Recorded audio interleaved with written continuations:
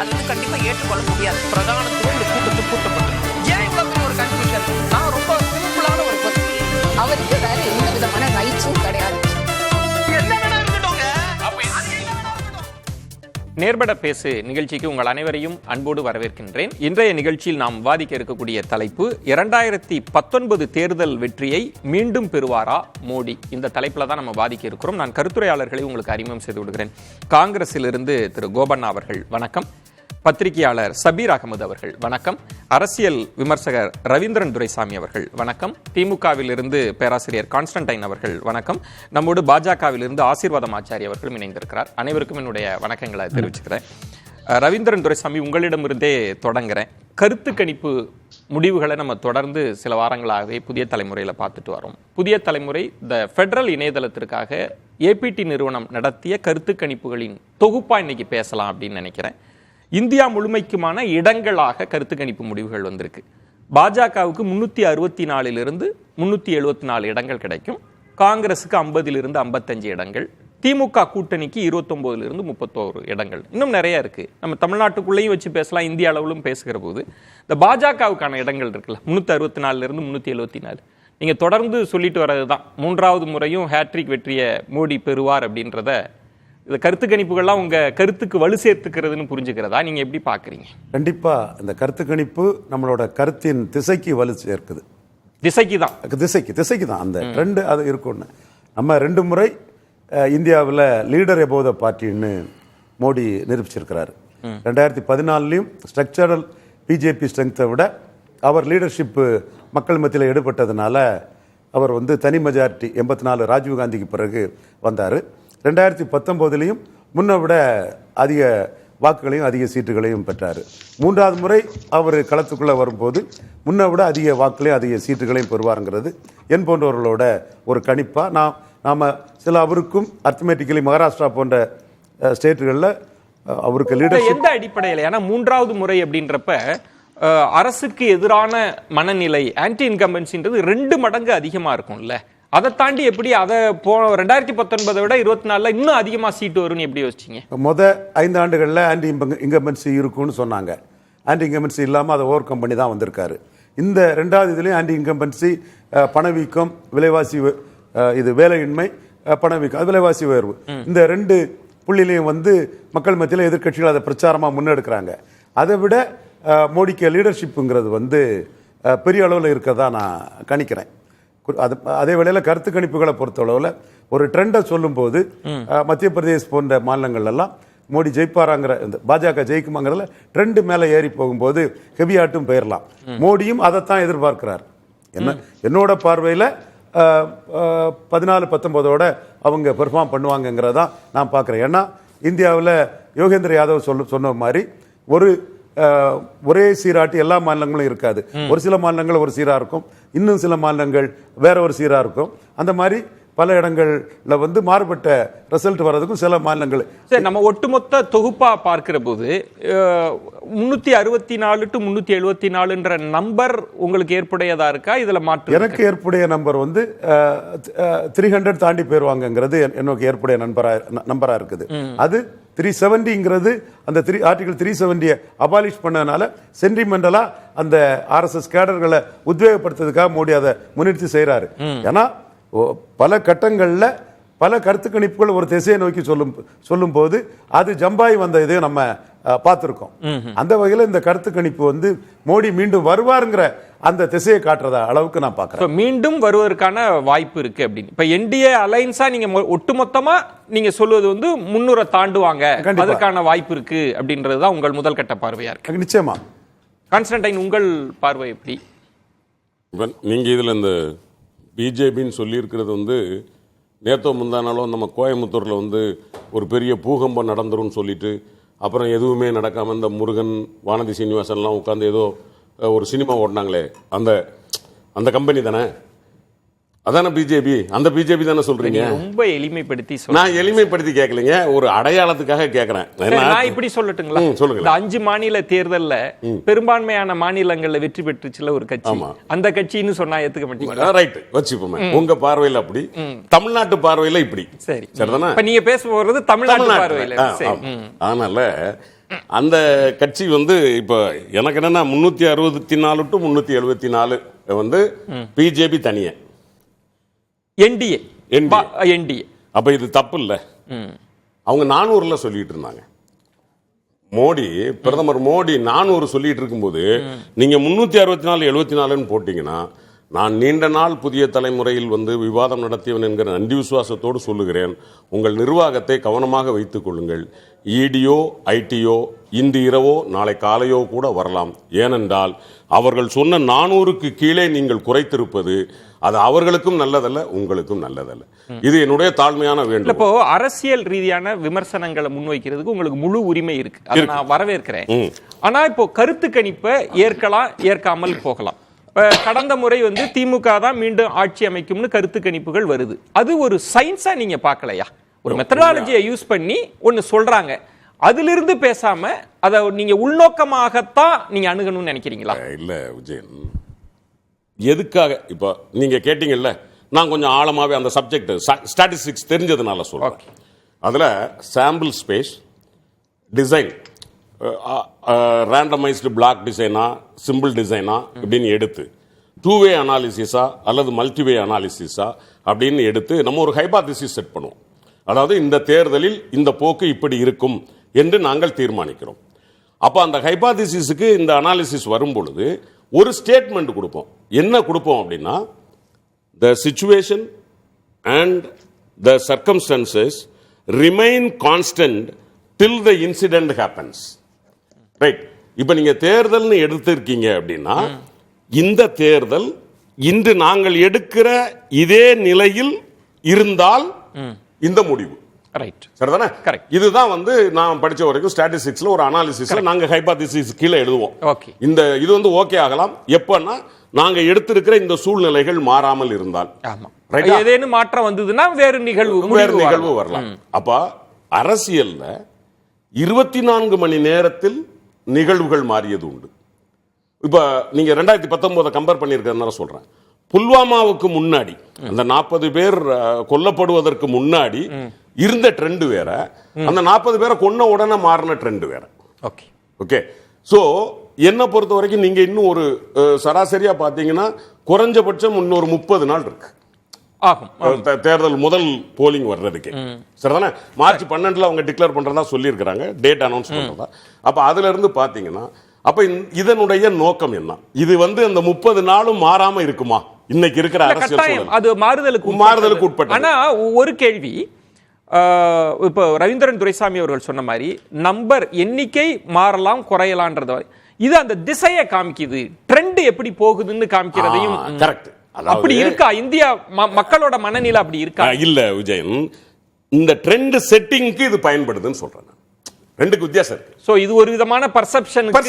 அதாவது இப்ப மக்கள்கிட்ட வந்து ஒரு நம்பிக்கை, அதாவது புதிய தலைமுறைக்குன்னு உண்மையான நண்பகமான இவங்க இருக்காங்க, வாடிக்கையாளர்கள் இருக்காங்க, நான் மறுக்கல. அவங்களுக்கு இப்ப புதிய தலைமுறை சொல்லுது அப்படிங்கும் போது மனசுல ஒரு நம்பிக்கை, ஓ மீண்டும் வருமோ அப்படிங்கிற அந்த ட்ரெண்ட் செட்டிங் இருக்கு பாத்தீங்களா, அந்த செட்டிங்க்கு இது பயன்படுமே தவிர இது டேட்டாவா இருக்க முடியாது. ஏன்? நான் அடுத்தது வரேன். அதற்கு முன்பாக ஒரு கேள்வி. இப்ப இந்தியா டுடே கருத்து கணிப்புல வந்து என்டிஏவுக்கு 335 கொடுக்கறாங்க. தொடர்ந்து இந்த தேர்தலுக்கு முந்தைய கருத்து கணிப்பு 6 மாசத்துக்கு முன்னாடி எடுக்கிறாங்க, 3 மாசத்துக்கு முன்னாடி எடுக்கிறாங்க, அப்புறம் எக்ஸிட் போல்லாம் எடுக்கிறப்ப எல்லாருமே அந்த திசை வழி 300+ நோக்கி போறத நீங்க எப்படி பாக்குறீங்க? விஜயன், இப்ப நான் இன்னொன்னு வர்றேன். இந்த 5 மாநில தேர்தல் இருந்ததுல அதுல மெஜாரிட்டி என்ன சொல்லி இருந்தாங்க? ராஜஸ்தான்லயும் மத்திய பிரதேசத்திலையும் காங்கிரஸ் பிஜேபி இழுபறின்னு தான் சொன்னாங்க. யாரும் வந்து மத்திய பிரதேசத்துல நோபடி பிரிடிக்டட் இந்த மாதிரியான ஒரு ஹிமாலயன் சக்சஸ் வந்து பாஜகவுக்கு இருக்கும் யாரும் சொல்ல. அப்ப இந்த கருத்து கணிப்பு அப்படிங்கிறது மக்கள் மனசுல ஓ மீண்டும் பிஜேபி வந்துரும் அப்படிங்கிற ஒரு இதை உருவாக்குறதுக்கு ட்ரெண்ட் செட்டிங்க்கு இது பயன்படுது. ஆனா களம் அப்படி இல்ல. களம் அப்படி இல்ல. ஏன்? அதையும் சொல்லிடுறேன். 2019க்கு பிறகு பிரதமர் நரேந்திர மோடியினுடைய அரசாங்கம், அதாவது முதல்ல பாத்தீங்கன்னா PM கேர் அது ஒரு சிக்கல். அதுக்கு பிறகு பாத்தீங்க அப்படின்னா சித்ரா ராமகிருஷ்ணன் ஒரு 1.25 லட்சம் கோடி அது ஒரு சிக்கல். அதுக்கப்புறம் CAG ஒரு 7.5 லட்சம் கோடி அது ஒரு சிக்கல். அதுக்கு பிறகு இது வந்து ஊழல் ரீதியாக வந்து கொண்டே இருக்கிறது. அடுத்தது ஜனநாயக ரீதியாக பார்க்கிற போது எலெக்ஷன் ஃபண்ட் அன்கான்ஸ்டிடியூஷனல் அப்படின்னு சொல்லி உச்ச நீதிமன்றம் சொல்லுது. அந்த அளவிற்கு அது ஒரு பெயர் கிட்ட இருக்கு. அதே ஒட்டி நம்ம இந்த தேர்தலில் மேயர் தேர்தலில் நடந்த முறைகேடு அதுல இதை அன்கான்ஸ்டிடியூஷனல் சொல்லுச்சு. அதை என்ன சொல்லுச்சு? Murder of democracy. ஒரு ஜனநாயக படுகொலையை ஒரு உச்சநீதிமன்ற நீதிபதி என்கிற முறையில் நான் பார்த்து கொண்டு இருக்க முடியாது. எனவே தேர்தலை நானே டிக்ளேர் பண்ணுறேன். 142 நீங்க சொல்லுகிற விமர்சனங்கள் கூர்மையாக எதிர்க்கட்சிகள் வைத்த விமர்சனங்கள் தான். இப்ப நான் ஒப்பீட்டுக்காக கேட்கிறப்ப 2019 அதற்கு முன்பு பண மதிப்பு நீக்க நடவடிக்கை, ஜிஎஸ்டி, அது தொடர்பான மக்களின் வாழ்வாதார பிரச்சனைகள்லாம் இருந்த போது முடிவு மாறுது. ரவீந்திரன் துரைசாமி போன்றவர்கள்லாம் சொன்னாங்க, இதையெல்லாம் தாண்டி வேலையின்மை, வறுமை, விலைவாசி இதெல்லாம் தாண்டி மோடி லீடர்ஷிப் வந்து அதை தூக்கி நிறுத்துது. இப்பயும் அதை தானே கொண்டு வந்து எனக்கு இது வந்து ஒரு துரைசாமி என்ன, ரவீந்திரன் துரைசாமி என்ன மேல எனக்கு மரியாதை உண்டு. ஆனா அந்த லீடர்ஷிப்புங்கிறது என்னன்னு எனக்கு சொல்லுங்க. இந்த ஒரு லீடர், இப்ப சார் நான் இருக்கேன், இப்ப விஜயன் இருக்கிறார் சார், நல்ல தொகுப்பாளர் அப்படின்னு நாங்க சொல்லணும்னா என்ன பேசுறாரோ அதுல வந்து அவருக்கு கருத்து இருக்கும். எந்த 4 பேர் பேசினாலும் 4 பேருக்கு சமமான ஒரு வாய்ப்பு கொடுப்பாரு, கண்ட்ரோல் பண்ணிடுவாரு. இந்த மாதிரியான ஒரு அடிப்படையில் நாங்க விஜயனை தூக்கலாம். Okay, right. அப்போ ஒரு குட் லீடர்ஷிப் அப்படின்னு சொல்லக்கூடிய வகையில ஒன்றில் இந்த இந்தியா இந்த இடத்தை சாதித்திருக்கிறது. ரவீந்திரன், எனக்கு ரொம்ப சுருக்கமா சொல்லுங்க. நீங்க தொடர்ந்து இல்ல பாயிண்ட் என்னன்னா, நீங்க தொடர்ந்து அதை சொல்றீங்க, கருத்து கணிப்புகளே அதை சொல்றாங்க. மோடி லீடர்ஷிப்னு வந்தா ஒரு 10% கூடுது, 5% கூடுதுன்னா அவ பேராசிரியர் கேட்கறது வந்து அது என்னங்கன்னு கேட்கிறார். அது என்னவா இருக்கு? அரூபமா இருக்கா, சொரூபமா இருக்கா, சொல்லுங்கன்னு கேட்கிறார். ஃபேக்சுவலாட்டே இருக்குது. ஃபேக்சுவலா இருக்கு. என்ன வாஜ்பாயும் அத்வானியும் சோனியா கிட்ட தோத்த சூழ்நிலையில, 2 முறை தோத்த சூழ்நிலையில 3வது முறை சோனியா காந்தி அம்மையாரை தோக்கடிச்சு பாஜகவின் மானத்தை, ஆர்எஸ்எஸ் மானத்தை இன்னும் கூடுதலா சொன்னா, அதுக்கு மக்களுக்கு என்ன சம்பந்தம்? கூடுதலா சொன்னாங்கிறத நான் சொல்ல வரல. நிரூபிச்சவர் மோடி, தனி மெஜாரிட்டி கொடுத்தவர். 2 முறையும் அவர் லீடர்ஷிப்புக்கு வந்து ஒவ்வொரு ஸ்டேட்லயும் எக்ஸப்ட் தமிழ்நாட்டில் எடப்பாடி பழனிசாமி எதற்காகன்னு கேட்கறாங்க. அதுதான் கேள்வி. கடுமையா உழைக்கிறாரு, நாட்டுப்பற்று உள்ள ஒரு தலைவரா பாக்குறாரு. சோனியா காந்தி 3வது முறை ஜெயிக்க விடாம தடுத்தாருங்கிறதே போதும். அதுக்காக மட்டுமே அவர் லீடர்ஷிப்பா? நிச்சயமா 2 முறை பாஜக தோற்ற இடத்துல சோனியாவை வெற்றி பெற்றது மிகப்பெரிய ஒரு சாதனையா தான். அவர் கட்சிக்காக உழைச்ச கட்சிக்காரங்க இல்ல, மக்கள் அப்படி லீடர்ஷிப்புக்கு போடுறாங்களான்னு கேக்குறேன். மக்கள் காங்கிரஸை வீழ்த்திட்டாங்க, திருமதி சோனியாவை மீண்டும் கொண்டு வரல, அதனால இவர் தான். மோடி அளவுக்கு இந்தியாவில் உழைக்கிற இன்னொரு லீடர் கிடையாது. ஒரு பிரைம் மினிஸ்டர்ல மோடி அளவுக்கு உழைக்கிற. யாருக்காக உழைக்கிறாரு? இல்ல நீங்க அவர் ஓடி பேசுறத விட்டுருங்க. நான் சொல்றது சரி, அரசியலா யாருக்காக பேசலாம். முதல் கட்ட கருத்து ஆசீர்வாதம் கருத்து கணிப்பு முடிவுகளை ஏற்றுக்கொள்வதற்கும் மறுப்பதற்கும் அரசியல் கட்சிகளுக்கு, அரசியல்வாதிகளுக்கு உரிமை இருக்கு. சாதாரணமா வந்தா கூட அரசியல் கட்சிகள் என்ன சொல்லுவாங்கன்னா, இதை நாங்க ஏத்துக்க மாட்டோம், இன்னும் 400 தாண்டுவோம் அப்படின்லாம் சொல்லுவாங்க.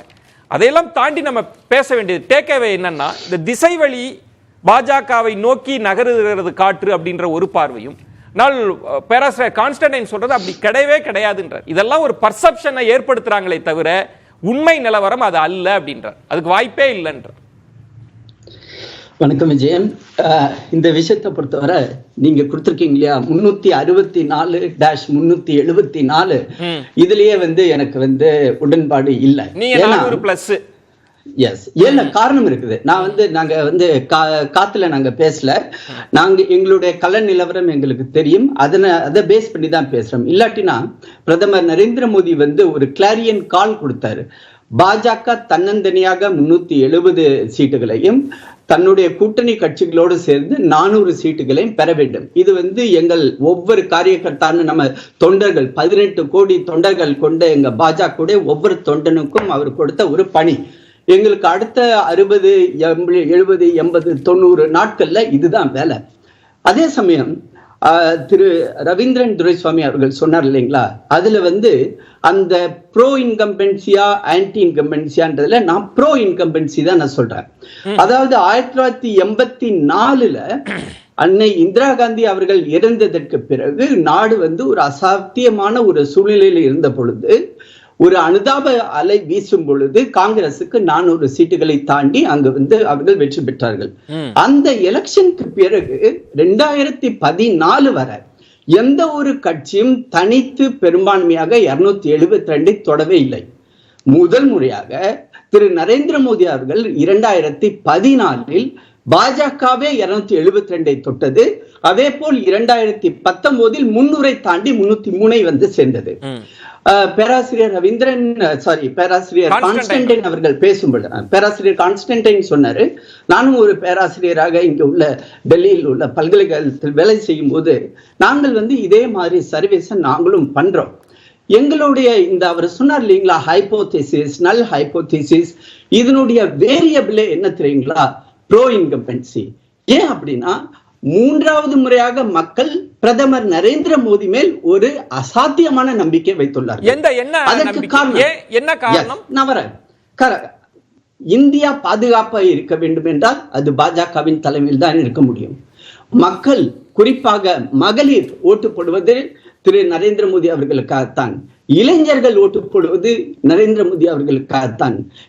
விவசாயிகள் நரேந்திர மோடியின் மேல் அபாரமான நம்பிக்கை வைத்துள்ளார்கள். எனக்கு இந்த 3 புள்ளியை மட்டும் பேசலாம்னு நினைக்கிறேன், நமக்கு டைம் இருக்காது. நீங்க 3 அழகா சொன்னதுனால எங்க இந்த கருத்து கணிப்புகளின் மீது இவங்க சந்தேகத்தை எழுப்புறாங்க அப்படின்னா, நீங்க சொன்ன மாதிரி மகளிர் அப்படின்னு சொல்றீங்க, கேஸ் விலை பெருசா உயர்ந்துகிட்டே போகுது, அப்ப காங்கிரஸ் ஆட்சியில இருந்தப்ப என்ன இப்ப என்னன்றது. இளைஞர்களை சொல்றீங்க, பல கோடி இளைஞர்கள் வேலை இல்லாம இருக்கிறாங்க அப்படின்ற ஒரு பிரச்சனை. விவசாயிகள் பிரச்சனையை சொல்றீங்க, குறைந்தபட்ச ஆதார விலையை கொடுக்கவே இல்லைன்றப்ப இப்ப இதெல்லாம் சொல்லிதான் சொல்றாங்க. இதெல்லாம் இருக்கிறப்ப கருத்து கணிப்பு மட்டும் எப்படி 360 370 சொல்லுதுன்னு கேட்கறாங்க. கருத்து கணிப்பு சொல்றது வந்து அது வந்து ஒரு ரிஃப்ளெக்ஷன், அது ஒரு மிரர். அது உண்மையாக நிலைமை இருக்கும் பொழுதுதான் கருத்து கணிப்புகள் அது மாதிரி காட்டும். பொய்யான கருத்துக்கள், நான் வந்து புதிய தலைமுறை கருத்து கணிப்பை நேற்றும் பார்த்தேன், இன்றும் பார்த்தேன். தமிழ்நாடை பொறுத்தவரையே 4 to 6 சீட்டுகள் பாஜக வருகிறது. இன்னைக்கு என்ன பார்த்தோம், பல்லடத்தில் 5 லட்சம் தொண்டர்களுக்கு முன்பு பிரதமர் நரேந்திர மோடி அவர்கள் உரையாற்றினார்கள். என்னைக்காவது பாஜக, தமிழ்நாட்டு பாஜக 5 லட்சம் பேரை கூட்டி ஒரு கூட்டத்தை நடத்தியது உண்டா? திரு அண்ணாமலை அவர்களுடைய தலைமையில் என் மண் என் மக்கள் யாத்திரையோட சக்சஸ் ஸ்டோரியா இன்னைக்கு வந்து முத்தாய்ப்பாக பிரதமர் நரேந்திர மோடி காட்டினார். அவர் பேசும்பொழுதும் சொன்னார், நாங்கள் தமிழ்நாட்டுக்காக என்னென்னலாம் செய்தோம், செங்கோலை கொண்டு வந்தோம், திருக்குறளை பற்றி பேசினோம். நீங்கள் சொன்னீர்களா, இதே மாதிரி மகளிருக்காக கண்ணீர் வடித்த மக்கள் இன்று எல்பிஜி கனெக்ஷன் இலவசமாக பயன்படுத்துகிறார்கள். எங்கு ஒதுங்குவதற்கு கஷ்டப்பட்டார்களோ அவர்களுக்கு முழு உரிமையோடு அவர்களுக்கு வீட்டிலேயே ஒரு கழிப்படை வசதியை ஏற்படுத்தி கொடுத்தவர் பிரதமர் நரேந்திர மோடி. எங்கு எலக்ட்ரிசிட்டி கனெக்ஷனே இல்லாத போது இன்று ஒவ்வொரு வீடுகளிலும் எலக்ட்ரிசிட்டி ஈவன் ரிமோட்டஸ்ட் பாசிபிள் இடத்துல வந்து கொண்டு போய் சேர்த்தவர். இவர்கள் எல்லாம் கொண்டு ஒரு நிமிஷம், நீங்க வந்து 3 பாயிண்ட பத்தி பேசுனீங்க, நான் அதை சொல்லிக்கிறேன், இல்லாட்டினா இதை பிரேக் பண்ணிட்டு அப்புறமேட்டு நீங்க சொல்றது உங்களுக்கு வலு சேர்க்கிறதுக்கு தான், கூடுதலாக விளக்கம் அளிப்பதற்கான வாய்ப்புக்கு தான் நான் கேட்கறது. நீங்க சொல்ற பாயிண்ட்ன்றது, இப்ப எதிர்கட்சிகள் பலவீனமாக இருந்து ஒரு கட்சி ஜெயிப்பது என்பது வேறு. ஆனா நீங்க சொல்றது ப்ரோ இன்கம்பன்சி இருக்கு அப்படின்னு சொல்றீங்க. அரசுக்கு சாதகமான அலை வீசுது, அதனால நாங்க வந்து மீண்டும் பிரதமரா மோடி வருவார்னு சொல்ல வரீங்க. அந்த பாயிண்ட்டுக்கு நீங்க நகர்றீங்க இல்லையா? ஆமா, கண்டிப்பா அந்த பாயிண்டை நோக்கி தான் இந்த, அதாவது இன்னும் 3 மாதத்தில் நீங்கள் இதை தான் பார்க்க போகிறீர்கள். ஏன்னா ப்ரோ இன்கம்பன்சியோட வேவ் இதுவரை நடந்ததே இல்லை. இந்த எலெக்ஷனை பொறுத்தவரை வேவ் எலெக்ஷன், அதை முதலில் நீங்கள் புரிந்து கொள்ள வேண்டும். எதிர்கட்சிகள் அவர்கள் என்ன வேணாலும் பண்ணார்கள், இந்தி கூட்டணி என்று உருவாக்கினார்கள், அதுவும் அங்கு தோற்று போய் விட்டது. ஈவன் வந்து சார், இந்தி கூட்டணின்றதை உங்களால எங்க கட்டமைக்க முடிஞ்சு?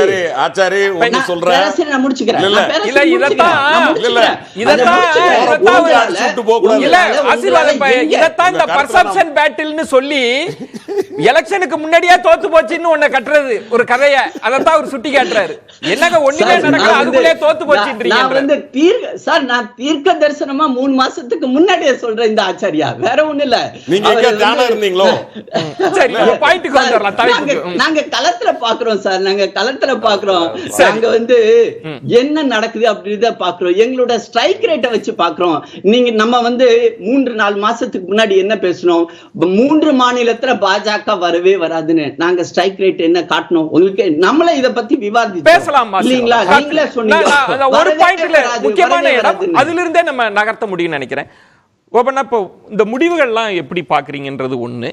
ரெண்டாவது, இப்போ ரவீந்திரன் துரைசாமி அவர்கள் சொன்னது மோடியினுடைய லீடர்ஷிப்புக்கு ஒரு பெரிய நம்பிக்கை இருக்குன்றதும், திரு ஆசீர்வாதம் அவர்கள் சொல்றது வந்து இந்த ஆட்சிக்கு ஒரு ஆதரவான அலை இருக்கு அதெல்லாம் தான் இந்த திசைவெளி மக்களோட மனநிலை தேர்தல் முடிவு திசைவெளியை கருத்து கணிப்புகள் காட்டுதுன்றதையும் எப்படி புரிஞ்சுக்கிறீங்க?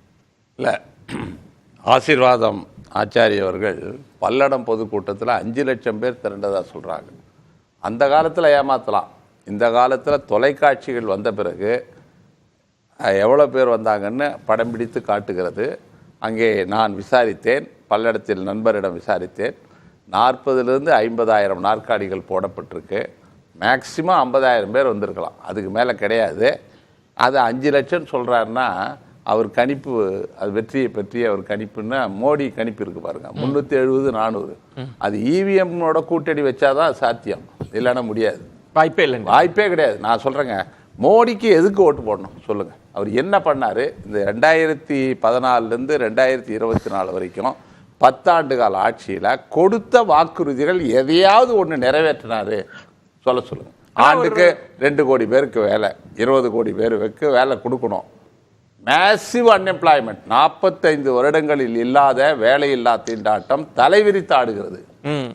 படித்த இளைஞர்கள் வேலை இல்லை, கடுமையான வேலையில்லா திண்டாட்டம் இருக்கு. அடுத்து விலைவாசி உயர்வு இருக்கு. விவசாயிகள் போராடிக்கிட்டு இருக்காங்க. கடந்த வருஷம் 2021 1 வருஷம் போராடினாங்க, 3 கருப்பு சட்டை எழுத்து.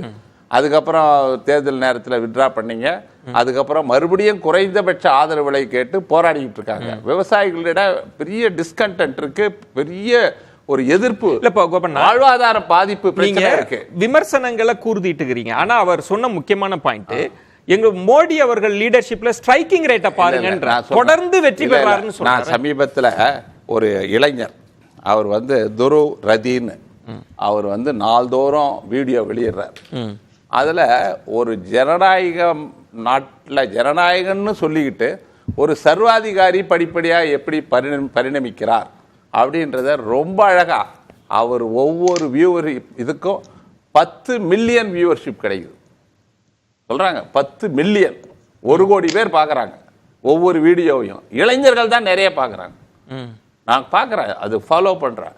அந்த வீடியோ நான் அடிக்கடி வெளிவர மோடியினுடைய லீடர்ஷிப் வந்து டெமாலிஷ் ஆகுது. நான் சொல்கிறேன், ஏன்னா அதுக்கு நியாயமான காரணங்களே இல்லை. நீங்கள் வந்து அவருக்கு உண்மையிலே நான் கேட்குறேன், மக்களுக்கு கொடுத்த வாக்குறுதிகளை நிறைவேற்றி இருந்தால், ராமர் கோயில் இதில் இவ்வளவு அக்கறை காட்டுறது, பாபர் மசூதியை இடிக்கிறது அதில் காட்டுற அக்கறை, அப்புறம் காமன் சிவில் கோடு, ஆர்டிகல் 370, இது மாதிரி மக்களை பிளவுபடுத்துகிற அரசியல் மூலம் வாக்கு வங்கியை விரிவுபடுத்தி வெற்றி பெறுவதுதான் அவர் நோக்கமே தவிர, மக்களுக்கு கொடுத்த வாக்குறுதிகளை நிறைவேற்றி ஒரு நல்லாட்சி, மக்கள் நலன் சார்ந்த நல்லாட்சி, அனைவரையும் சமமாக கருதுகிற. நான் கேட்கிறேன், இல்ல இது மனசாட்சி, மோடிக்கு உண்மையிலே மனசாட்சி இருந்தா இந்த நாட்டு மக்கள் எல்லோரும் சேர்ந்து அவர் பிரதமராக தேர்ந்தெடுத்திருக்காங்க.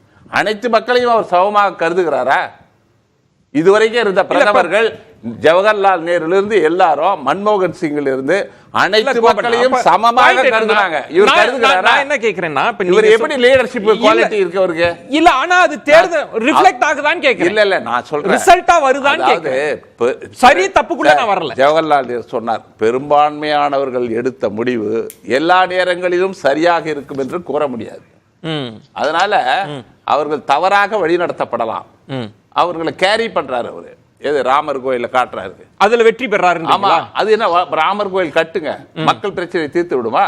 வாழ்வாதாரம் தீர்ந்து விடுமா? விஜயன் எதற்கு நான் கேட்கறது? இது மாதிரி அதுக்கு முன்ன புல்வாமா 40 பேர் செத்துட்டாங்க, அதுக்கு நீங்க தான் காரணம். இல்ல அது வேற ஒரு, அதை வச்சு 2019 ஜெயிச்சிங்க. இப்ப ராமர் கோயில் வந்து அதை வச்சுக்கிட்டு ஜெயிக்கலாம்னு நினைக்கிறீங்களே, அதுக்கு நீங்க என்ன, இது என்ன லீடர்? இல்ல நீங்க ஒரு லீடர்ஷிப் குவாலிட்டி, ஒரு மொராலிட்டி வந்து மக்களுடைய வாழ்வாதார பிரச்சனையை தீர்த்து மன்மோகன் சிங் ஆட்சி நீங்க சொல்ற பெரிய பாத்தீங்கன்னா மிகப்பெரிய இந்தியாவை வளர்ச்சி பாதையில் அழைத்து ஒரு அற்புதமான ஆட்சின்னா 2004 2009 அதுக்கு இணையான ஆட்சி மோடி ஆட்சி கிடையாது. ஆசீர்வாதம் காத்துருங்க, நான் வாய்ப்பு இருந்தா நான் மீண்டு வரேன். இன்னொரு விருந்தினர் காத்திருக்கிறார், நான் வாய்ப்பு இருந்தா வரேன். ஷபீர், இப்ப கோபண்ணா வந்து அவர் விழுமியம் சார்ந்து பேசுறார். இது சரியா, இப்படி இருக்கலாமா என்பது வேறு. ரவீந்திரன் துரைசாமி அவர்கள் அந்த வேல்யூஸ்குள்ள இல்ல, வெற்றியா வருதா, மீண்டும் அவர் வருவதற்கான வாய்ப்பு இருக்கா அப்படின்னு அந்த இடத்துல தான் இந்த கருத்து கணிப்புகளும் உள்ளுக்கு வந்து ஒரு நம்பர்ஸை சொல்லிட்டு இருக்கிறப்ப 2019 தேர்தல் வெற்றி மீண்டும் பாஜகவுக்கு சாத்தியப்படுமா? பாஜக எப்பவுமே ஆட்சியில் இருக்கும்போது அவங்க என்ன பண்ணுவாங்கன்னா ஒரு பிம்பத்தை கட்டமைப்பாங்க, ஒரு சைக்கலாஜிக்கல் அட்டாக்கை வந்து மவுண்ட் பண்ணிட்டே இருப்பாங்க ஆப்போசிஷனுக்கு எதிராக. அதில் கை தேர்ந்தவர்கள். ஏன்னா உங்களுக்கு 2004ஆம் ஆண்டுக்கு முன்பு பாஜக ஆட்சி இருக்கும்போது இந்தியா ஷைனிங் அப்படின்ற ஒரு கேம்பெயினை கொண்டு வந்தாங்க. இந்தியா ஒளிர்கிறது, இந்தியா இந்தியா ஒளிர்கிறது, மிளிர்கிறது அப்படின்லாம் பயங்கரமா இது பண்ணாங்க. அப்போ எடுத்த எல்லா ஒப்பீனியன் போல்ஸும் பார்த்தீங்கன்னா ஆகஸ்ட் 2002 எடுத்த ஒப்பீனியன் போல்ஸ் வந்து என்டிஏ தான் மீண்டும் ஆட்சிக்கு வரும், 250 சீட் அவங்களுக்கு பிரமோத் மகாஜன் பெருசா லீட் பண்ணி கொண்டு போனது. அதுக்கப்புறம் பிப்ரவரி 2003 எடுக்கிறாங்க, 315 சீட்ஸ் வரும் அப்படின்னு ஒப்பீனியன் போல் காமிக்குது. ஆகஸ்ட் 2020 மறுபடியும் 2003 மறுபடியும் எடுக்கிறாங்க, 247 சீட் வரும் அப்படின்றாங்க.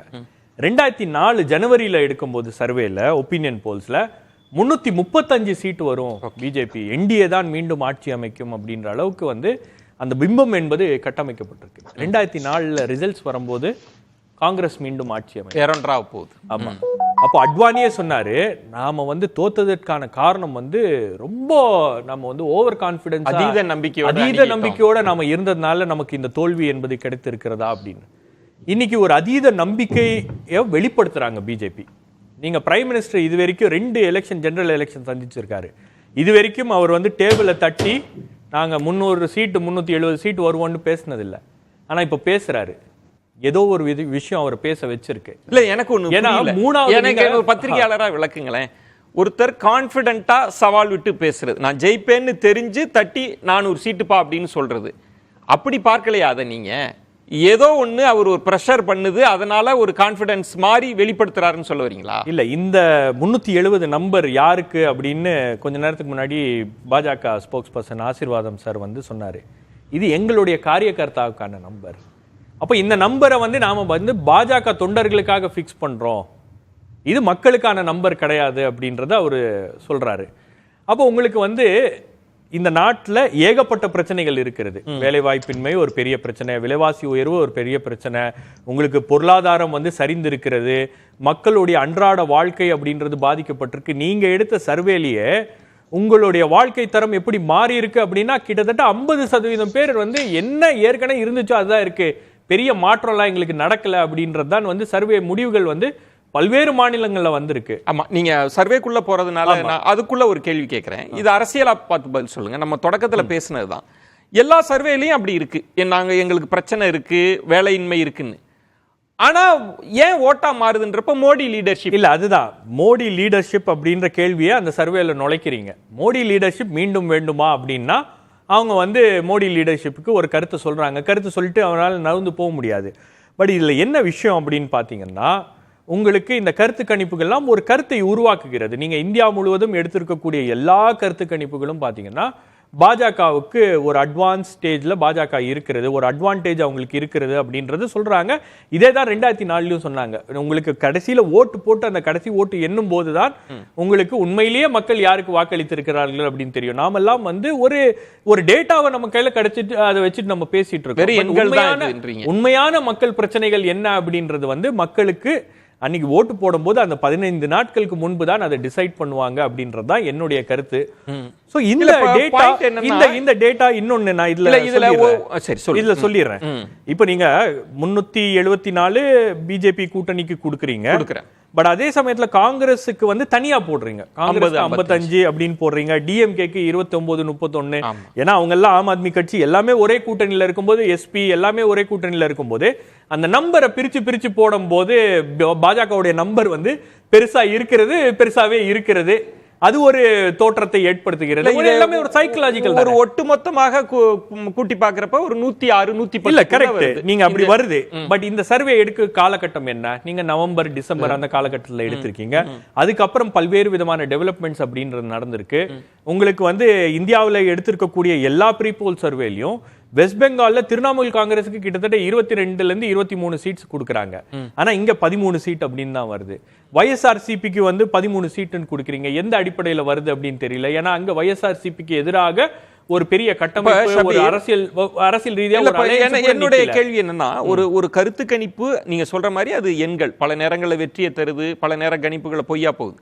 ஆனா அதுல இருக்கிற முக்கியமான இடம் ரவீந்திரன் துரைசாமி சொல்றது, ஒவ்வொரு கருத்து கணிப்பு முடிவுகளையும் வெவ்வேறு தரவுகள் வந்தாலும் அது டைரக்ஷனை காமிக்குது அப்படின்னு. அதுதான் சொல்றேன், சில சமயங்கள்ல டைரக்ஷன் தப்பா கூட காமிக்கலாம். அந்த மாதிரி பல காலகட்டங்கள்ல காமிச்சிருக்கு. ஒபினியன் போல்ஸும் காமிச்சிருக்கு, எக்ஸிட் போல்ஸும் காமிச்சிருக்கு. ஓகே, நான் சொல்றேன் என்னன்னா, உங்களுக்கு 2004 லோக்சபாலேயே எக்ஸிட் போல்ஸ் கூட வந்து 250 சீட் பிஜேபிக்கு வரும் அப்படின்னு சொல்லிட்டு பிரிடிக்ட் பண்ணாங்க. எல்லா எக்ஸிட் போலும் தவறாக போயிருக்கிறது. எக்ஸிட் போல்ஸ் தான் வந்து துல்லியமாக இருக்கும் அப்படின்னாங்க. எக்ஸிட் போல்ஸே தவறாக போய் பேசலாம். அப்போ அதை தாண்டி கலந்து இருக்கா ஆசீர்வாதம்? இப்ப ஷபீர் சொன்ன ஒரு பாயிண்ட்ன்றது வந்து இப்ப இந்தியா ஒளிர்கிறது அப்படின்னு சொன்னாங்க, ஆனா அந்த கணக்கு தப்பா போச்சுன்றத சுட்டி காட்டுறார். ரொம்ப சுருக்கமா எப்படி பாக்குறீங்க அந்த விமர்சனத்தை? ஷபீர் அவர்களுக்கு நான் சொல்லிக் கொள்றது என்னன்னா, ஒரு டார்கெட் இருந்துச்சுன்னா அந்த டார்கெட் வந்து ஒன்னு அச்சீவபிள் டார்கெட்டா இருக்கணும், இல்லாத நான் அச்சீவபிள் டார்கெட்டா இருக்கணும். இப்போ எங்களை பொறுத்தவரை எங்களுக்கு கொடுக்கப்பட்ட டார்கெட், அவர் சொன்னது மாதிரி வந்து இது எங்களுக்காக கொடுக்கப்பட்ட டார்கெட் 370 400 அப்படின்றது கள நிலவரத்தை பேஸ் பண்ணி இருந்தாலும் அவரோட பாவம் அவர் எப்படி விஷ் பண்றாரு அப்படியே நான் எடுத்துக்கிறேன். அப்படி இருக்கும் பட்சத்துல கூட அந்த டார்கெட்டை அடைய முடியுமா முடியாதா? எங்களை பொறுத்தவரை அந்த டார்கெட்டை அடைய முடியும். அந்த டார்கெட்டை எங்களால கிராஸும் பண்ண முடியும். 400 போய் நிக்கிறது அல்லது 370 371 372 இல்ல, அதை நாங்க தாண்டியும் வந்து எங்களால வந்து அந்த டார்கெட்டை வந்து ரீச் பண்ண முடியும்ன்ற அந்த ஒரு நம்பிக்கை எங்களுக்கு இருக்குது. ஏன் அந்த நம்பிக்கை இருக்குதுன்னா, எங்களுடைய எங்களுடைய கேப்டன் இருக்கார் இல்லைங்களா, அந்த கேப்டன் மேலே மக்கள் வச்சிருக்கிற நம்பிக்கை. பிரதமர் நரேந்திர மோடி அவர்களுக்கு அந்த he is the fulcrum of the entire system here. அந்த வாஜ்பாய் அவர்களுக்கு அப்படி ஒரு பார்வை இருந்தது. மக்கள் அபிமான இந்தியா ஒளிர்கிறதுன்னு சொன்னாங்க. அங்க பெசகுச்சே கணக்கு. Okay, I agree with you. ஏன்னா 2004 ரிசல்ட் அண்ணன் கோபண்ணா அவர்களுக்கு தெரியும். அந்த 2004 எலெக்ஷன்ல வந்து எப்படி அந்த ஓட் பர்சன்டேஜ்ல 39க்கு 39+1 பாண்டிச்சேரியை வந்து திமுகவுடைய கூட்டணி உருவானது. அதெல்லாம் அந்த கவர்மெண்ட் எப்படி UPA 1 உருவானது, UPA 2 உருவானது, அதெல்லாம் அண்ணன் கோபண்ணா அவர்களுக்கும் தெரியும். ஆனா அண்ணன் கோபண்ணா சொன்னார் இல்லைங்களா, அந்த ஒரு பாயிண்ட்ல மட்டும் I will use the word visual thinking. அதே அவர் சொன்னார் இல்லைங்களா, EVM, அந்த EVM வந்து தெலுங்கானால வேலை செஞ்சிச்சு, கர்நாடகால வேலை செஞ்சிச்சு, ஹிமாச்சல் பிரதேஷ்ல அன்பார்ச்சுனேட்லி மத்த எல்லா இடத்துலயும் வந்து அது வேலை செய்யல. ஒரு நம்பிக்கை, ஒரு விஷன் இருக்கு, கட்டமைப்பு இருக்கு, மோடின்ற லீடர்ஷிப் இருக்கு, 400 சாத்தியம். சுருக்கம் என்ன பொறுத்த வரைக்கும் விஜயன், இது சாத்தியம் அப்படின்னு சொல்றதுக்கான அடிப்படை பேஸ் இருக்கணும். ஒண்ணு, மொத்தம் 543 தானே, மொத்த பாராளுமன்றம் 543. 150 தொகுதிகளில் பாஜக இல்லை. தமிழ்நாடு, கேரளா, கர்நாடகா, ஆந்திரா, கர்நாடகா விட்டுருங்க, ஆந்திரா, தெலுங்கானா, இதோட ஒடிசாவோட சேர்த்தீங்க அப்படின்னா 150 தொகுதியில் பிஜேபி இல்லை. அப்போ நீங்க 543ல நீங்க இந்த 150 கழிச்சீங்கன்னாவே 390 தான் மொத்தமே இருக்கு. அதாவது இந்த 6 ஸ்டேட் இல்லாம கர்நாடகா உட்பட எல்லா ஸ்டேட்டையும் 100க்கு 100 அவங்க அடிச்சா 390 வரலாம். இது வாய்ப்புண்டா? நான் கேக்குறேன். அத நம்ம பேசுறது வந்து ஒரு நம்பிக்கைக்காக பேசுறதுங்கிறது வேற விஷயம். ஆச்சாரிக்கும் தெரியும் நான் பேசுறது யதார்த்தம், இதுதான் உண்மை அப்படிங்கிறது தெரியும். இன்னொன்னு சொல்றேன், இப்ப இன்னொன்னு சொல்லிடுறேன். 37% ஓட்டு அவங்களுக்கு இன்னைக்கு வரைக்கும் அவங்க கிராஸ் பண்ணல. இதுக்கு முன்னாடி 63 எதிர்த்து நின்னது 17, 18, 20 நின்னுச்சு. சோ அவங்களுக்கு வாய்ப்பு, ஏன்னா 33 அதிகம் ஜனநாயகப்படி. இன்னைக்கு இப்போ 63ல 50 ஒண்ணு சேர்ந்து நிக்குது, அவங்க 37ல நிக்கிறாங்க. எப்படி அடிக்க முடியும்? நீங்க கள யதார்த்தத்தை பேசுவோம், நீங்க நம்பிக்கையோட பேசுங்க, நான் மறுக்கல. இப்ப நாங்க கூட ஒரு நம்பிக்கையில பேசுறதுங்கிறது வேற விஷயம். ஆனா அதுல ஒரு யதார்த்தம் இல்லைன்னு வச்சுக்கோங்களேன். அப்ப இது எப்படி? இப்ப எனக்கு இதுல என்ன தெரியுதுன்னா, ஒண்ணு மட்டும் நான் தமிழ்நாட்டு மக்களுக்கு சொல்ல வேண்டிய ஒண்ணு சொல்லிடுறேன். அதாவது உங்களுடைய இந்த தமிழ்நாட்டினுடைய இதுல திமுகவுக்கு 31% கொடுத்துட்டீங்க, ஓகே, எங்களை விட்டுருங்க, 40க்கு போறோமோ. ஆனா 2வது இடத்தை பிஜேபிக்கு கொடுத்துருக்கீங்கல்ல, மிகப்பெரிய துரோகம் இது. என்னன்னா இதுல வந்து இது நடக்க போறது இல்ல. ஆனா என்ன நம்பிக்கையை கொடுக்கறாங்க அப்படின்னா, அதாவது 2வது இடத்துக்கு கூட அதிமுக வந்துராது, அதனால திமுகவை எதுக்கணும்னா நீங்க ஏடிஎம்கேக்கு போடாதீங்க, பிஜேபிக்கு போடுங்கிற ஒரு மனநிலையை உருவாக்குகிற ஒரு பெர்செப்ஷனை உருவாக்குகிறதுக்கு தான் இது உருவாகுது. திரு கோபன், அப்போ ஆசீர்வாதம் சொல்றாருல, ஒரு இலக்கு வைக்கிறோம் 375 அப்படின்னு, அதற்கான கட்டமைப்பு இருக்கு, அதன் மீது கடும் உழைப்பு செலுத்துறோம், மோடின்ற தலைவர் இருக்கிறார், வெற்றி சாத்தியப்படும்ன்றத அந்த நம்பிக்கை எப்படி எடுத்துக்கிறீங்க? இப்போ 2019க்கும் 24க்கும் வித்தியாசம் இருக்கு. 2024 இந்தியா கூட்டணியில் 26 கட்சிகள் இருக்காங்க. பல மாநிலங்களில் வலிமையான கட்சிகள்லாம் அதில் சேர்ந்துருக்காங்க. இப்போ சமாஜ்வாடி பார்ட்டி இருக்கு, ஆர்ஜேடி இருக்கு, ஆம் ஆத்மி பார்ட்டி இருக்கு, சிவசேனா இருக்கு, இப்படி பல கட்சிகள், திராவிட முன்னேற்ற கழகம், இப்படி ஒரு வலிமையான கூட்டணியை நாங்கள் கட்டமைச்சிருக்கோம். இந்த கூட்டணி 26 கட்சிகளோட கூட்டணி பேச்சுவார்த்தை பல மாநிலங்களில் நிறைவு பெற்று இன்னும் சிலதுல நிறைவு பெற போகிறது. நம்பிக்கை இந்தியா கூட்டணி ஒளிர்கிறது இன்னைக்கு. அதே நேரத்தில் அதே பழைய முழக்கத்தை எடுக்கிறீங்களே, அதே நேரத்தில் இன்னைக்கு வந்து பாஜகவோட சொல்லிக்கிற மாதிரி ஒரே ஒரு கட்சி கூட தேசிய அளவில் கிடையாது. கூட்டணியில் சேர யாரும் முன்வரவில்லை. மிகப்பெரிய வெற்றி, 400 சீட்டில் வெற்றி பெற போறாங்க, 370ன்றாங்க, எல்லாம் சொல்றாங்க. ஆனால் யாரும் கூட்டணி சேர தயாராக இல்லை. தமிழ்நாட்டில் இன்னைக்கு தமிழ்நாட்டு பாஜக மோடி பல்லடத்தில் பேசுகிறார், அது வருது இது வருதுன்னாங்க. கடைசியில் வாசன் தான் வந்தார், வேற யாரும் தெரியல. பாஜகவுக்கு அடுத்து ஒரு கட்சி யாருன்னா தமாக. தமாக தமிழ்நாட்டில் எங்க இருக்குன்னு தெரியல, அதை கண்டுபிடிச்சு உட்கார வச்சிருக்காங்க. ஆக இது ஒண்ணு. ஆக இன்னைக்கு வந்து ஒரு பிரகாசமான வெற்றியை பெறக்கூடிய கட்சி பின்னால நிறைய போய் சேருவாங்க. அந்த ஒரு சூழல் இன்றைக்கு இல்ல. அதனால அதாவது ஒரு மித், அது ஒரு மாயை தோட்டம். அத மோடி வந்து ஒரு மாயை, அந்த மாயை 2024 தகர்த்து எரியப்படும். இந்தியா கூட்டணி வெல்லும். ராகுல் காந்தியினுடைய உழைப்பு இருக்கு பாருங்க, அந்த நடைபயணம், பாரத் ஜோடோ யாத்திரா 1, 2, அதுல வர்ற கூட்டத்தை நீங்கள் பார்த்தீங்கன்னா ஒரு புதிய மக்கள் தலைவர் உருவாகி வருகிறார். அது மாற்றத்தை நோக்கி போகிறது. இப்போ என்டிஏ கூட்டணின்றது வந்து பெருசா வலுவா இல்லைன்றதும், ஜெயிக்கிற மாதிரி இருந்தா எல்லாரும் வந்திருப்பாங்களேன்றத பாயிண்ட் எப்படி எடுத்துக்கிறீங்க? அதாவது சகோதரர் ரவீந்திரன், கான்ஸ்டன்ட் ரவீந்திரன் சொன்னதை நான் மாறுபடுறேன். வாஜ்பாய் யூபியிலெல்லாம் பலகீனப்பட்டார். அது மட்டும் இல்லை, இன்னைக்கு 2019 மோடி 224 தொகுதிகளில் 50% மேலே வாக்கு பெற்று வந்திருக்கிறாரு. அவர் கெமிஸ்ட்ரியில் அவர் லீடர்ஷிப் நல்லா இருக்கிறது வரை இங்கெல்லாம் ஒன்றும் எந்த பிரச்சனையும் வராது. அர்த்மெட்டிக்கில் அவங்க வீக்காக இருக்கக்கூடிய ஒரு இடம்னு சொன்னால் மகாராஷ்டிரா.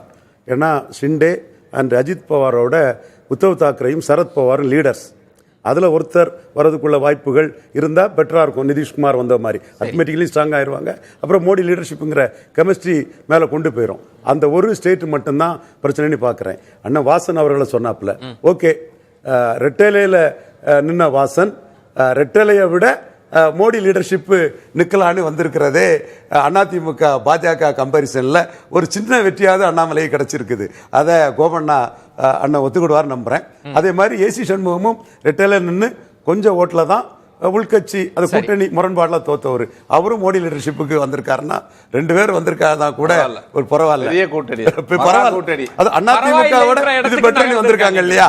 கூட்டணி தான் அது. இப்போ எப்படி இப்போ மீண்டும் தொடக்க புள்ளிக்கே வந்தா இந்த திசை வெளி எதை நோக்கி செல்லும்ன்றது இப்போ கோபண்ணா அவர்கள் சொல்றாங்க, இல்ல கூட்டணி என்டிஏவில் இல்ல, நாங்க வலுவான கூட்டணின்றப்ப இந்த திசை போக்குகள் மாற வாய்ப்பு இருக்கா? இனி உங்களுக்கு பிஜேபி ஸ்ட்ராங்கா இருக்கு, பிஜேபிக்கு ஒரு நரேட்டிவ் இருக்கு, பிஜேபிக்கு ஆள்பலம் இருக்கு, பிஜேபி களத்துல ஒர்க் பண்றாங்க. அவங்க தேர்தலுக்கு மட்டும் வேலை செய்வதில்லை, தேர்தல் முடிஞ்ச உடனே அடுத்த தேர்தலுக்கு வேலையை ஆரம்பிச்சிருவாங்க. எம்எல்ஏக்களை விலைக்கு வாங்குவது, ஆட்சிகளை கவிழ்ப்பது, அவங்களுக்கு ஊடகங்கள் இருக்கு, அதே போல சென்ட்ரல் ஏஜென்சிஸ் இருக்கு. அதுக்கப்புறம் அதையும் தாண்டி எலக்டோரல் பாண்ட்ஸ் மூலமாக ஒரு 8000 கோடி ரூபாய் வந்து அவங்களுக்கு நிதி அப்படின்றது வசூல் பண்ணியிருக்காங்க.